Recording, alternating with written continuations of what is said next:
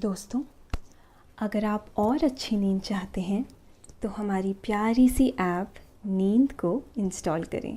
इस ऐप पर आपको एक्सक्लूसिव स्लीप स्टोरीज़ मिलेंगी और आप बिना यूट्यूब प्रीमियम के भी इन स्टोरीज़ को बैकग्राउंड में सुन सकेंगे। इंस्टॉल करने के लिए आप हमारी वेबसाइट neend.app पर ज़रूर आइए और अच्छी कहानियाँ, स्लीप म्यूज़िक, कुछ टिप्स सुनने के लिए इस चैनल को सब्सक्राइब कीजिए। अगर आपको पायल यानी मेरे द्वारा कही गई और भी कहानियां सुननी है तो कमेंट करके मुझे जरूर से बताएं। लाइक, शेयर और सब्सक्राइब करके हमें सपोर्ट करें। नमस्कार, मैं हूँ पायल। आज सुनिए पौराणिक कथा से प्रेरित स्लीप स्टोरी। महाभारत में कई सारी प्रेम कथाओं का भी जिक्र है। इनमें अर्जुन की भी प्रेम कहानी है। अर्जुन ने वनवास के दौरान उलूपी नाम की एक जलपरी से शादी की थी। उलूपी एक पुराना बदला लेने के लिए अर्जुन को पाताल लोक में खींच कर लेके गई थी, लेकिन वहां पहुंचने पर वह उन पर मोहित हो गई। उसने अर्जुन के सामने शादी का प्रस्ताव रखा। अर्जुन ने उसकी शादी का प्रस्ताव स्वीकार कर लिया। कुछ दिन अर्जुन ने पाताल लोक में गुजारे। अभी उनके वनवास के दिन बचे हुए थे, इसलिए उन्होंने वहां से वापसी का फैसला लिया। महाभारत के युद्ध में विदा लेते वक्त उलूपी ने अर्जुन को शाप मुक्त भी कर लिया। उसने अर्जुन को जल में हानि न होने का वरदान भी दिया। वनवास के दिन पूरे करने के लिए अर्जुन भटकते हुए मणिपुर पहुंच गए। वहां उनकी मुलाकात चित्रांगदा से हुई। चित्रांगदा बहुत सुंदर थी। अर्जुन उनसे प्रेम करने लगे। बाद में उन्होंने राजा चित्रवाहन के सामने उनकी बेटी चित्रांगदा से विवाह करने की अनुमति मांगी। राजा से अनुमति मिलने के बाद उन्होंने चित्रांगदा से विवाह कर लिया। अर्जुन की इन प्रेम कथाओं को हम आपको विस्तार से बताएंगे, लेकिन पहले आप अपने आसपास की सारी लाइट्स ऑफ करके आराम से लेट जाएं और अपनी आंखें धीरे से बंद कर लीजिए। अब थोड़ा सा अपने शरीर को आराम दीजिए। थोड़ा और आराम। अपने शरीर को बिल्कुल ढीला छोड़ दीजिए। कोई टेंशन नहीं, कोई तनाव नहीं। अपने दिमाग में चल रहे सभी विचारों को,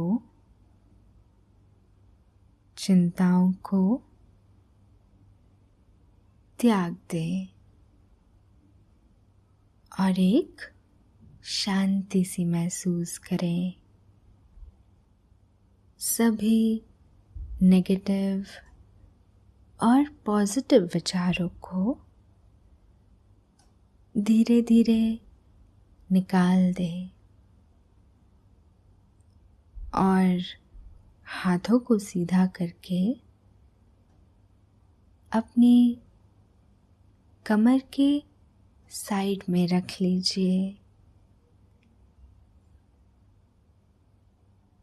अब अपनी सांसों पर ध्यान लगाएं।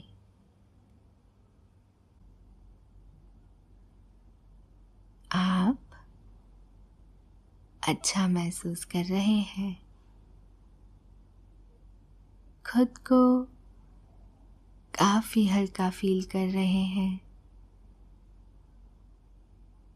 सब तरफ शांति है, सुकून है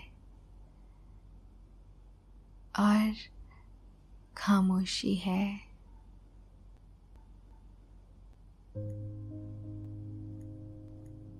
अर्जुन का जन्म हस्तिनापुर के राज परिवार में हुआ था। अर्जुन धनुष चलाने में माहिर थे। एक समय वे दुनिया के सर्वश्रेष्ठ धनुर्धर थे। वे गुरु द्रोणाचार्य के प्रिय शिष्य थे। कहते हैं एक बार गुरु द्रोण ने पेड़ पर बैठी एक चिड़िया पर निशाना लगाने को कहा। उन्होंने बारी बारी से सभी से उस पर निशाना साधने को कहा। जब उनके शिष्य चिड़िया पर निशाने लगाने लगते तो गुरु द्रोण उनसे पूछते कि उन्हें क्या नजर आ रहा है। इसके उत्तर में सभी बताते कि उन्हें चिड़िया नजर आ रही है। कोई बताता कि उन्हें पेड़ पर बैठा पंछी दिख रहा है।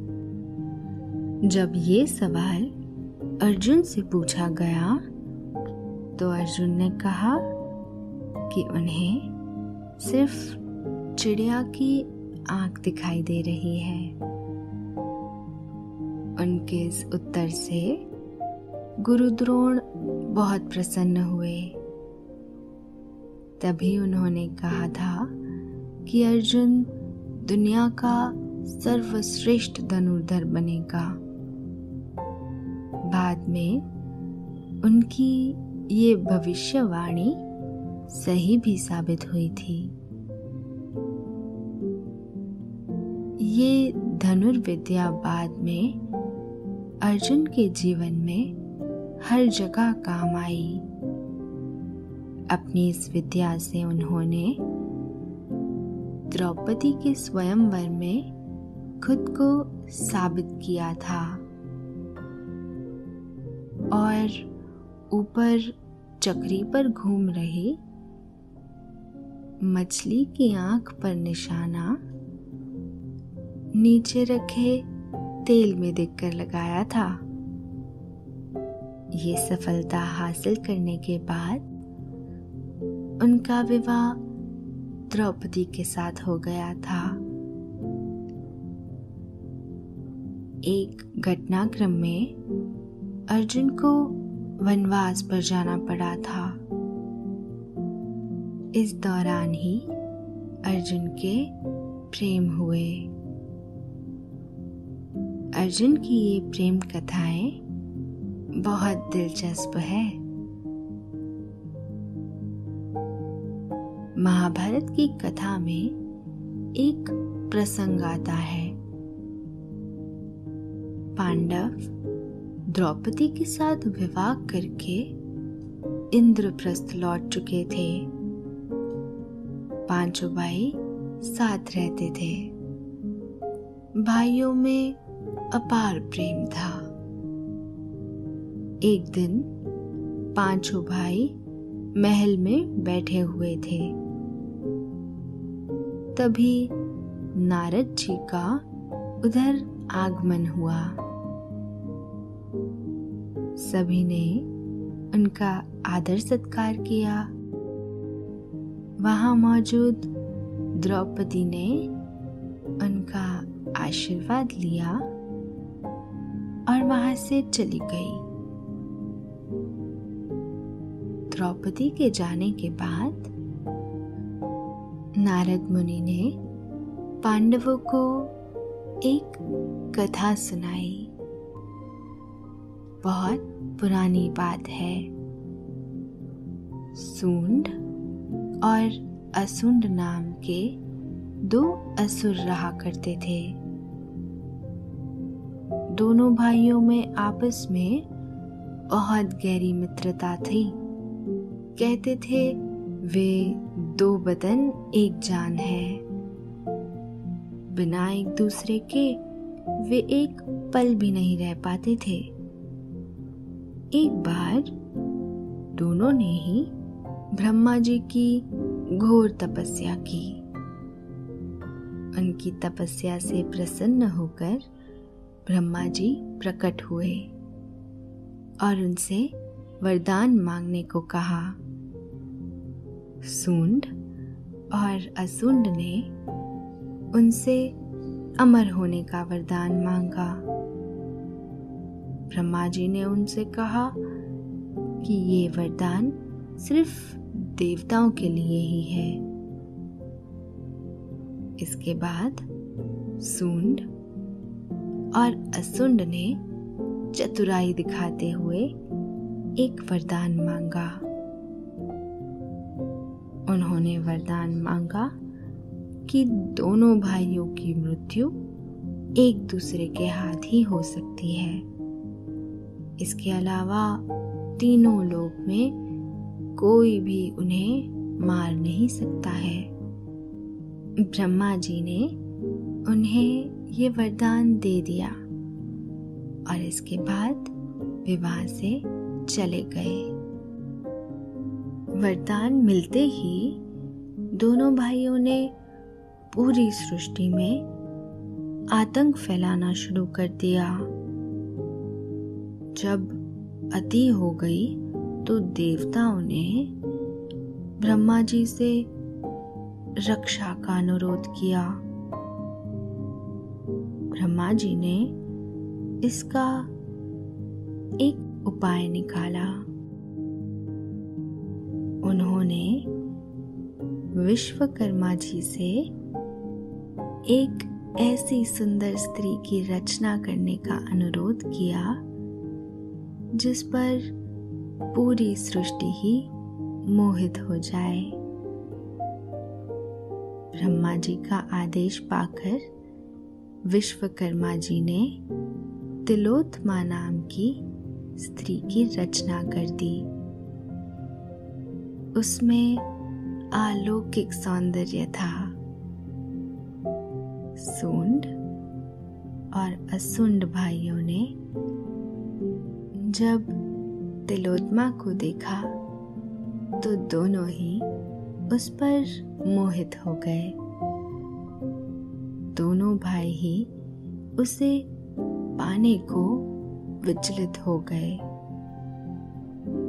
नतीजे में दोनों में जबरदस्त युद्ध हुआ और दोनों ने ही एक दूसरे को समाप्त कर दिया। कथा सुनाने के बाद नारद जी चुप हो गए। उसके बाद उन्होंने कहा, प्रिय युधिष्ठिर, आप 5 भाई हो और रानी द्रौपदी आप 5 भाइयों की पत्नी है। आप पांचों भाइयों में भविष्य में पत्नी की वजह से कोई विवाद ना हो, इसलिए आप लोग रानी द्रौपदी के साथ रहने के लिए कोई नियम क्यों नहीं बना लेते? इस नियम का जो भी उल्लंघन करेगा उसे सजा मिलनी चाहिए। इससे आप भाइयों में कभी भी द्रौपदी की वजह से विवाद नहीं होगा। ये बात पूरी होते ही नारद जी वहां से चले गए। उनके जाने के बाद पांचों पांडवों ने आपस में मशवरा किया और द्रौपदी के साथ जीवन बिताने के लिए नियम बना लिया। एक बार कुछ ऐसा हुआ कि कुछ लुटेरों ने एक ब्राह्मण की गाय छीन ली। गाय लेकर लुटेरे भागने लगे। ब्राह्मण अर्जुन के पास पहुंचा और अपना दुख उनके सामने प्रकट किया। साथ ही कहा कि ये लूट आपके राज्य में हुई है, इसलिए आपका दायित्व है कि मेरी और मेरी गाय की रक्षा करें। अर्जुन ने उस ब्राह्मण से रुकने को कहा और अपनी गांडीव लेने के लिए चल पड़े। वह गांडीव द्रौपदी के शयन कक्ष में थी। उस वक्त द्रौपदी और युधिष्ठिर साथ में थे। अर्जुन धर्म संकट में फंस गए। अगर वह गांडीव लेने नहीं जाते हैं तो अपने कर्तव्य से विमुख होते हैं, और अगर कक्ष में जाते हैं तो भाइयों के बीच तय हुए नियमों का उल्लंघन होगा। अंततः अर्जुन इस नतीजे पर पहुंचे कि वह अपना फर्ज पूरा करेंगे। इसके बाद नियम तोड़ने को लेकर मिलने वाले दंड को भी स्वीकार कर लेंगे। अर्जुन ने कमरे में जाकर गांडीव ली और लुटेरों से गाय छुड़ाकर ब्राह्मण को उसे दे दिया। ब्राह्मण खुशी खुशी वहां से रवाना हो गया। इसके बाद अर्जुन वापस युधिष्ठिर के पास आए और उनसे नियमों के मुताबिक 1 साल के वनवास पर जाने की इजाजत मांगी। तब युधिष्ठिर ने कहा, छोटा भाई बड़े भाई के कमरे में आए तो वह अपराध नहीं बल्कि क्षमा योग्य होता है, लेकिन अगर बड़ा भाई छोटे भाई के कमरे में जाए तो वह अपराध है। इसलिए तुम अपराध के योग्य नहीं हो। अर्जुन ने जवाब दिया, अपराध तो अपराध है, इसमें छोटे या बड़े का प्रश्न ही नहीं है। आप मुझे वनवास में जाने की आज्ञा दे। युधिष्ठिर ने अर्जुन को बहुत समझाया, लेकिन अर्जुन ग्लानि से भरे हुए थे। युधिष्ठिर को उन्हें अनुमति देनी ही पड़ी। इस तरह से अर्जुन को 1 साल का वनवास का दंड भोगना पड़ा। अर्जुन 1 साल के वनवास पर निकल पड़े। वे अलग अलग स्थानों पर समय गुजारने लगे। एक दिन जब अर्जुन गंगा नदी में स्नान कर रहे थे, तब उलूपी वहां नाग रूप में आई और वो अर्जुन का पैर पकड़कर पाताल लोक में खींच कर ले गई। दोस्तों, अब से आप आपकी मनचाही दादी और नानी की कहानियों से प्यारी नींद की कहानियां सिर्फ और सिर्फ नींद ऐप पर ही सुन पाएंगे। तो इसी तरह हमारे साथ कहानियों के जरिए जुड़े रहने के लिए आपकी अपनी नींद ऐप इंस्टॉल करें। पाताल लोक में खींच के ले गई। वहां पहुंचकर उलूपी अर्जुन पर मोहित हो गई। उसने अर्जुन के सामने विवाह का प्रस्ताव रखा। उसने ये भी कहा कि अगर अर्जुन ने इनकार किया तो वो जीवित नहीं रह सकेगी। अर्जुन ने उलूपी से विवाह करने का प्रस्ताव स्वीकार कर लिया। इसके बाद दोनों का विवाह हो गया। अर्जुन कुछ दिन उसके साथ रहे। जब काफी समय गुजर गया तो उन्होंने वापसी का फैसला किया। उन्होंने उलूपी से विदा होते समय कहा कि मैं कुछ मजबूरियों की वजह से तुम्हें पृथ्वीलोक नहीं ले जा सकता। कहते हैं अर्जुन ने ऐसा इसलिए कहा था क्योंकि द्रौपदी ने शर्त रखी थी कि पांडव अगर किसी और से विवाह करेंगे तो वो उसके विवाह बंधन से मुक्त हो जाएगी। उलूपी ने अर्जुन की बात मान ली।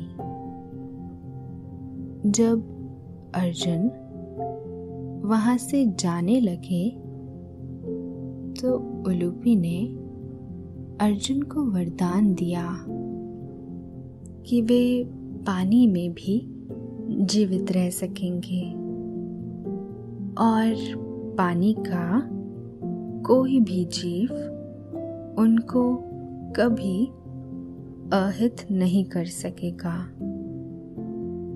इसके बाद अर्जुन पाताल लोक से वापस आ गए। अर्जुन वनवास के दिन पूरे करने लगे। तपस्वी मुनियों से सुशोभित महेंद्र पर्वत का दर्शन करने के बाद अर्जुन समुद्र के किनारे किनारे यात्रा करते हुए मणिपुर जा पहुंचे। वहां शहर घूमते घूमते उन्होंने चित्रांगदा को देखा।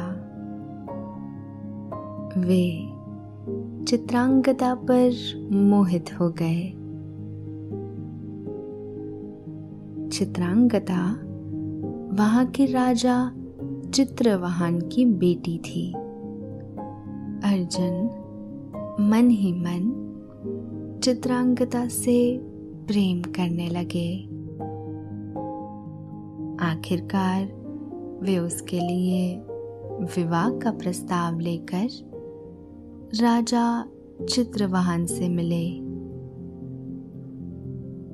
राजा ने जब अर्जुन का परिचय पूछा तो अर्जुन ने उत्तर दिया, मैं महाराज पांडु और कुंती देवी का पुत्र हूँ। मुझे लोग धनंजय कहते हैं। राजा ने उन्हें सांत्वना देते हुए बताया, इस कुल में प्रभंजन नाम के एक प्रसिद्ध राजा हुए हैं। उनको कोई पुत्र नहीं था, अतः उन्होंने पुत्र की इच्छा से उत्तम तपस्या प्रारंभ की। उन्होंने तपस्या से पिनाकधारी देवाधिदेव महेश्वर को संतुष्ट कर दिया। तब देव देवेश्वर भगवान उमापति ने उन्हें वरदान देते हुए कहा था, तुम्हारे कुल में एक एक संतान होती जाएगी। इस कारण हमारे इस कुल में सदा से ही एक संतान ही होती चली आ रही है। मेरे अन्य सभी पूर्वजों के तो पुत्र होते आए हैं, परंतु मेरे यहाँ कन्या ही पैदा हुई है। अब यही इस कुल की परंपरा को चलाने वाली है।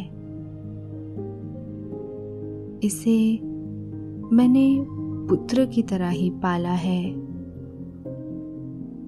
इसलिए मेरी एक शर्त है, चित्रांगदा से तुम्हें जो पुत्र पैदा होगा उसे तुम्हें मेरे पास ही छोड़ना होगा, ताकि वो इस कुल की परंपरा को चला सके। अर्जुन ने राजा चित्रवाहन की बात मान ली। अर्जुन ने पाणी ग्रहण करके चित्रांगदा को पत्नी स्वीकार कर लिया। इसके बाद वे काफी दिनों तक वहां ही रहे। उन्हें एक पुत्र हुआ। इसके बाद अर्जुन ने वहां से विदा ली और वनवास के बाकी बचे दिन काटने के लिए तीर्थों की यात्रा पर निकल पड़े। अभी आपने महाभारत काल में अर्जुन के वनवास और इस दौरान उनके प्रेम और विवाह के बारे में कथा सुनी। अब आपके सोने का समय हो रहा है। नींद आपकी पलकों के सिरहाने आ बैठी है। वह आपकी पलकों को आहिस्ता आहिस्ता ठपकी दे रही है। नींद आपकी आंखों में भरती चली जा रही है। आप धीरे धीरे नींद की आगोश में समाते चले जा रहे हैं, समाते चले जा रहे हैं। दोस्तों, अब से आप bed time stories, guided meditations relaxing music, इन सब का आनंद नींद ऐप पर ही उठा सकते हैं।